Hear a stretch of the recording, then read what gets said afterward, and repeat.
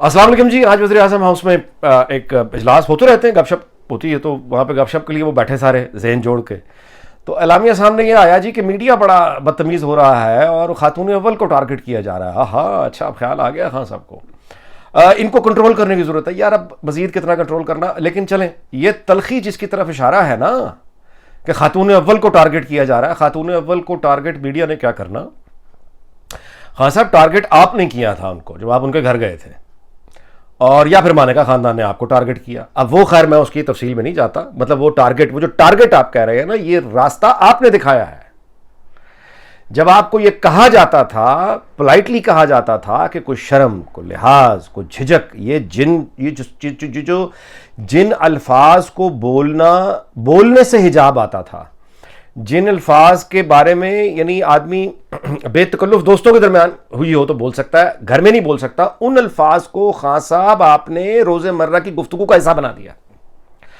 आपने अपोजिशन के जो लोग जाते थे आपके, यानी कौन सी वो गलाजत है जो तुम्हारे वजीरों ने नहीं बोली, शेख रशीद ने नहीं बोली?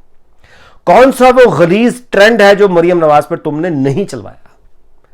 तुम गालियां दे रहे थे, गालियां, जिन्हें गालियां कहते हैं ना, गालियां, मैं वो गालियां दोहराते हुए मुझे शर्म आती, यानी मैं वो गालियां तुमने रोज़मर्रा की गुफ्तगू का एक उसको हिस्सा बना दिया। अब वो दरिंदगी का एक ऐसा कल्चर पैदा हो गया कि गाली ना दो तो बात सुनने वाला कोई नहीं है। तो ये जो गाली भरा नफरत और जुनूनी कल्चर तुम लेकर आ गए इमरान खान, उसके बाद ये सहाफत नहीं रही, ये तो एक फ्रैंकेनस्टाइन, ये एक दरिंदा बन गया है। और इस दरिंदे को तुमने छोड़ दिया अपोजिशन पे जब तुम्हारे पास ताकत थी। उस दरिंदे ने किसी को बख्शा?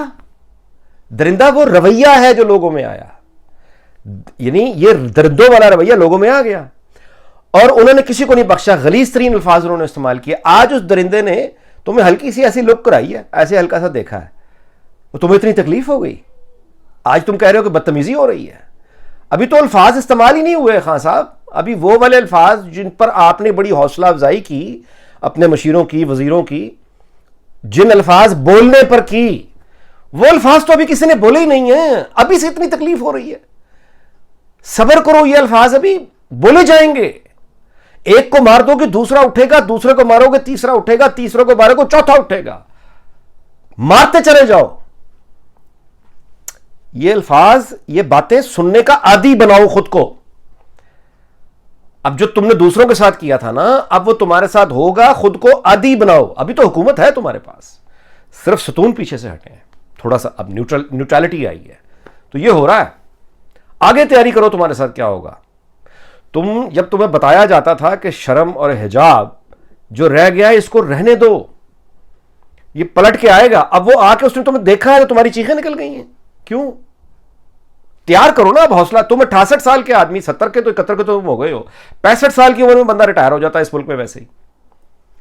तो तुमने जब ये गालम गलोच शुरू करके ये कल्चर इंट्रोड्यूस कराया, तुम 65 साल के तो कम अज कम थे ना धरने के दौरान। जिस वक्त लोग रिटायर होते हैं, तुमने एक वो यूनिवर्सिटी के पॉलिटिक्स उठा के तुम गालम गलोच पे खड़े हो गए। आज वो दरिंदा एक हकीकत बन के सामने खड़ा हो गया है। ये जो है ना, ये गालम गलोच का रवैया और गालम गलोच के रवैये से पैदा होने वाली अटेंशन जो मिलती है, ये अब एक हकीकत है। And you have to live with it. Sad part is कि we all have to live with it. यानी जिन लोगों ने ये कल्चर पैदा नहीं किया उनका कसूर ही नहीं है, उनको भी उसी कल्चर के साथ रहना है जिस कल्चर के साथ अब तुमने रहना है। और रही बात मीडिया के बदतमीज होने की, तो भाईजान ये जो 13 रुपए पर लीटर अभी पेट्रोल में इजाफा हुआ है और 18 रुपए पर लीटर डीजल में इजाफा हुआ है, इसके बाद कौन सा मीडिया और कहाँ का मीडिया? तुम्हें खुद को मारने के लिए मीडिया की जरूरत है? तुमने तो ये सिखाया था बाय द वे लोगों को। चलो तुम्हारी बातें करें। तुमने ये कहा था ना कि जब महंगाई हो लोगों, मेरे जनूनियों, मेरे जनूनियों, मेरे जनूनियों, जब महंगाई हो तो जान लो वजीर आजम चोर है। महंगाई हो तो जान लो वजीर आजम चोर है। तुमने सिखा दिया, हमने मान लिया, लोग मान गए। अब ये महंगाई हो रही है, इमरान खान तुम चोर हो। ये जो पैसा जा रहा है ना 13 रुपए पर लीटर, ये जो खबर है, ये जो महंगाई हो रही है और 18 रुपए पर, ये तुम्हारी जेबों में जा रहा है इमरान खान, क्योंकि तुम चोर हो। क्योंकि तुमने ये बताया था, तुमने बताया था कि वजीर आजम की जेब में पैसा जाता है जब गैस महंगी होती है। तुमने बताया था कि जब ये महंगाई बाजारों में होती है, बिजली महंगी होती है, तो ये वजीर आजम चोर होता है, उसकी जेबों में पैसे जाते हैं। ये जो ₹3.5 यूनिट पर इजाफा हुआ ना इमरान खान, ये तुम्हारी जेब में जा रहा है। ये जो गैस के और बिजली की जो कीमतों में इजाफा है, ये तुम्हारी जेब में जा रहे हैं। ये जो महंगाई पेट्रोल में हो रही है, ये तुम्हारी जेब में जा रही है, और ये सब इसलिए हो रहा है कि तुम चोर हो। अब मजा आया? समझ आई? अब सुनाते रहो कहानियां इंटरनेशनल। वो दुनिया में असल में तेल की कीमत बढ़ गई थी, जो यूक्रेन और रशिया का ये प्रॉब्लम आ गया था, जिसकी वजह से इंटरनेशनल मार्केट में डॉलर हो। ना ना ना ना ना ना, तुमने तो भाई सिंपल सी बात सिखाई है आवाम को। तुमने ये बताया है कि महंगाई होगी तो वजीर आजम चोर है, बिजली महंगी हो गई इसलिए तुम चोर हो, अब ये जो पेट्रोल महंगा होगा तुम चोर हो। अब तुमने यही सिखाया था ना, अब तुम्हारे साथ इसी जबान में बात होगी। अब जब ये तुम पर आ रहा है तो फिर अब चा चा चू चू किस चीज की है? तुमने अपनी अकल को हाथ डाला था, सोचा था कि मैं क्या कल्चर ये इंट्रोड्यूस कराने जा रहा हूं। अब तुम चोर हो इमरान खान, तुम्हारे काबीना के वजीर चोर हैं, तुम सब मिलकर गरीब आवाम पे डाके मारते हो। ये झूठ है साहब, ये जो पेट्रोल महंगा, ये सब के सब तुम्हारे जेबों में जाते हैं पैसे। जब भी बिजली महंगी होती है ये तुम्हारी जेबों में जाती है। ये दवाइयों की महंगी जो महंगी होती हैं, इमरान खान, ये तुम और तुम्हारे वजीर चोर हैं, तुम्हारी जेबों में जाती है।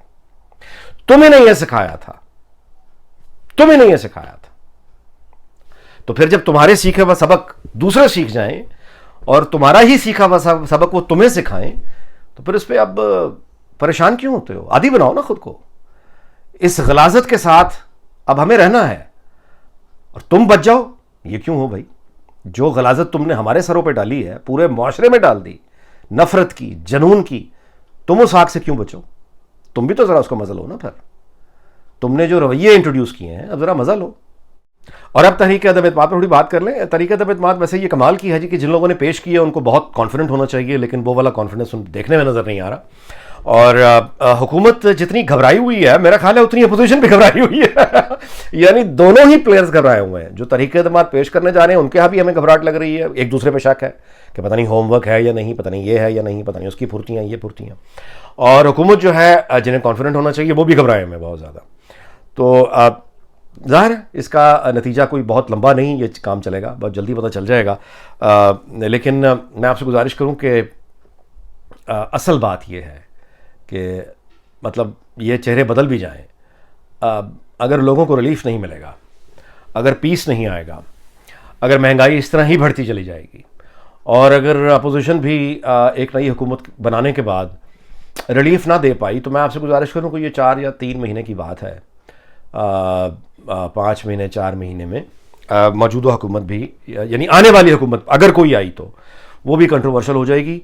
तो उस लिहाज से मैं नहीं समझता कि नून लीग में ये ख्वाहिश होगी कि वो इस वक्त वजारत उज़्मा की जानिब चलें या वो पंजाब की वजारत आला की जानिब चलें।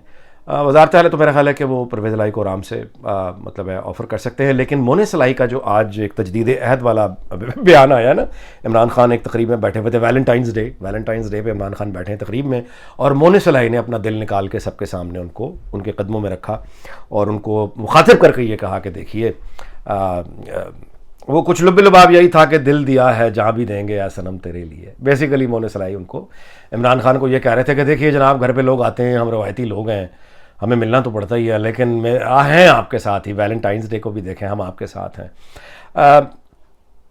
तो ये मोनिस ने मतलब जो बयान दिया है, ऑब्वियसली इसके बाद तो यही लग रहा है कि अपेरेंटली यानी वो तो कहीं नहीं जा रहे, वो तो इमरान खान के साथ ही हैं। तो इसका मतलब बड़ी नकद फिर पीटीआई के अपने अंदर ही लगनी है, क्यों लीग से अगर अंडरस्टैंडिंग नहीं है तो। बहरहाल ये सारे इफ्स एंड बट्स आने वाले चंद दिनों में ज़ाहिर हो जाएंगे। गुजारिश आपसे करूँ कि ये हुकूमत अब जो भी बने, उसका जो जितने पाकिस्तान के हालात नाजुक हैं, ये एक कॉस्मेटिक अरेंजमेंट जो है ना, ये उन चैलेंजेस जिनका हमें सामना है, कॉस्मेटिक अरेंजमेंट, टेम्परेरी अरेंजमेंट, ये मतलब हमें मज़ीद मुसीबत में फंसाएगा। ये कोई इलाज नहीं होगा, यानी ये हम मज़ीद फंस जाएंगे। तो इसका इलाज फ्री एंड फेयर इलेक्शन के अलावा और कुछ नहीं है। वो जब तक, मैं नहीं ये कह रहा कि इलेक्शन इस साल होंगे या अगले साल होंगे, 10 साल बाद होंगे या 20 साल बाद होंगे, मैं ये गुजारिश कर रहा हूं कि इलेक्शंस ही इसका फितरी हल है पार्लिमानी जमहूरियत में। कि आप इस फ्रस्ट्रेशन को निकालने के लिए लोगों का ये जो पेट्रोल बढ़ने जा रहा है 13 रुपये 18 रुपये, ये कब तक लोग बर्दाश्त करेंगे, कब तक करेंगे? मतलब इनकी ठीक है, एक तरह से तो हुक्मरान तबका ठीक है, वो जब माजी को उठा के देखता है तो वो कहता है यार इन लोगों ने तो इनके तो यानी वो आए बाबर वाली वगैरह और इनके सरों को काट दिया, ये तो उनके भी नौकर हैं, ये तो जो भी आता है उसके नौकर, इनके साथ जो मर्जी करो, ये कभी नहीं बोलते। वो अपने कंफर्ट जोन में इसलिए बैठे हुए हैं कि इन लोगों के साथ जो मर्जी करो, इन्होंने आगे से बोलना नहीं, मर मुर जाएंगे तो मर मुर जाएंगे, ये बोलते नहीं है। तो ये अभी तक तो वैसे ही हुक्मरान तबके का अंदाज़ा बिल्कुल ठीक है। तो इसी रास्ते पे चलते जाएंगे तो फिर ठीक है, अगली हुकूमत भी फिर सही है, वो 1.5 साल आप निकाल लें, मज़ीद महंगाइयाँ करें, मज़ीद तबाहियाँ करें, लेकिन जो उसका परमानेंट हल है देर पा खुशहाली की तरफ, उसका इलाज fair and free election, rule of law, उसके अलावा कोई और रास्ता नहीं है। अल्लाह ताला पाकिस्तान को शाद रखे, आबाद रखे। आपको बहुत शुक्रिया, फिर मुलाकात होगी। अल्लाह हाफ़िज़।